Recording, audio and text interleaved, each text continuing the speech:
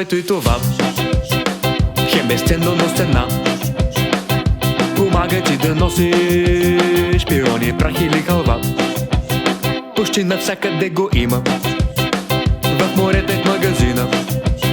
Едно в друго ги прибирам и в шкафа ги складирам. Какво ли е това? На всеки в дома. Това е турбата с турбите. Турбата с турбите. Турбата с турбите. Турбата с турбите. Турбата с турбите. Турбата с турбите.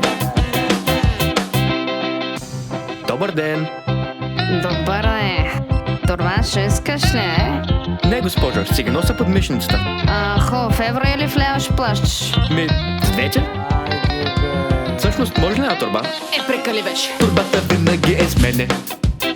Освен когато съм на пазар и купувам си отново този нейлонов дар. Турби в турбата си набутвам, отново нова си купувам. Шкафа отново е отрупан. С турбата с турбите. С турбата с турбите. С турбата с турбите. С турбата с турбите. С турбата с турбите.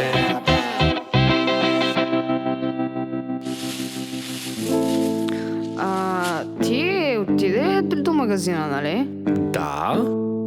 Добре, взели турби за банята. Що не? Как така, що?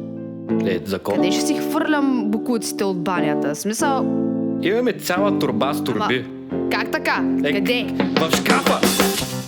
Как така, къде? Няма да трупам турби у нас само!